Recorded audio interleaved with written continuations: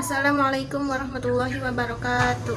Sebelum memasuki materi penjelasan contoh reaksi redoks, apa sih reaksi redoks? Reaksi redoks adalah reaksi kimia yang terjadi dari gabungan reduksi dan reaksi oksidasi. Reaksi redoks mencakup semua proses kimia, di mana atom melibatkan perubahan keadaan bilangan oksidasi atau biloks. Pada suatu reaksi kimia yang lengkap, reaksi oksidasi akan selalu diikuti oleh reaksi reduksi, sehingga reaksi yang terjadi dikenal dengan istilah reaksi redoks. Dikutip dari modul kimia Kemendikbud kelas 10 oleh Renanda Pinisia, SPD, reduksi sendiri merupakan reaksi penurunan elektron, sehingga terjadi penurunan bilangan oksidasi atau pelepasan oksigen. Sedangkan oksidasi adalah reaksi penerimaan kenaikan elektron, sehingga terjadi peningkatan bilangan oksidasi atau reaksi peningkatan oksigen. Spesies atau zat yang mengalami oksidasi disebut dengan reduktor, dan zat yang mengalami reduksi disebut oksidator.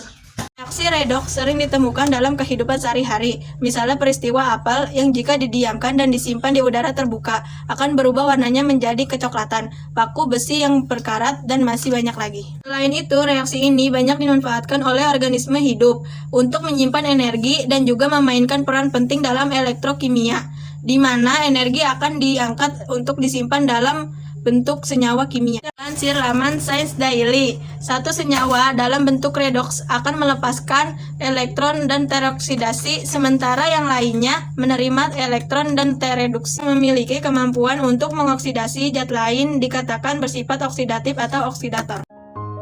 Reaksi redoks sering ditemukan dalam kehidupan sehari-hari. Nah, salah satunya adalah proses berkaratnya besi atau logam. Di sini saya akan menjelaskan tentang proses berkaratnya besi. Besi berkarat terjadi karena adanya korosi pada besi. Korosi adalah suatu reaksi redoks yang terjadi antar satu logam dengan senyawa lain yang ada di sebuah lingkungan, seperti di air dan udara, dan menghasilkan sebuah senyawa baru yang tidak dikehendaki, yaitu senyawa oksidasi.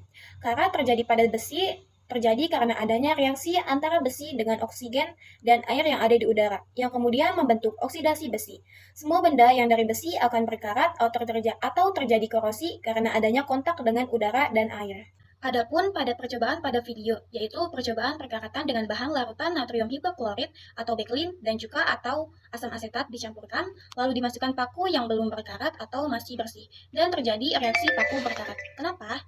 Karena natrium hipoklorit atau bakelin bertindak sebagai oksidator karena natrium hipoklorit mengalami reaksi reduksi dan oksidasi paku besi sehingga terjadi perkaratan. Dan penambahan asam asetat atau asam cuka adalah sebagai katalis reaksi yang memberikan suasana asam pada larutan. Contohnya yaitu pengolahan limbah. Sebelum masuk ke dalam materi tentang pengolahan limbah, kita mesti harus tahu terlebih dahulu apa itu pengolahan limbah. Jadi, pengolahan limbah atau pengolahan air limbah domestik adalah proses penghilangan kontaminan dari air limbah dan limbah rumah tangga, baik limpasan atau efluen maupun domestik. Hal ini meliputi proses fisika, kimia, dan biologi untuk menghilangkan kontaminan fisik, kimia, dan biologis. Pada umumnya, proses pengolahan limbah terdiri dari tiga tahapan, yaitu primer, sekunder, dan tertier. Primer, proses ini dilakukan untuk menghilangkan zat padat dan zat organik yang terkandung dalam limbah. Sekunder, pengurangan zat organik dilakukan dengan proses biologis dan kimiawi. Proses biologis dilakukan dengan menggunakan mikroorganisme pengurai, sedangkan proses kimiawi menggunakan reaksi oksidasi menggunakan bakteri aerob. Tertier, pembuangan sisa-sisa zat yang tertinggal sehingga menghasilkan produk yang bisa dimanfaatkan kembali.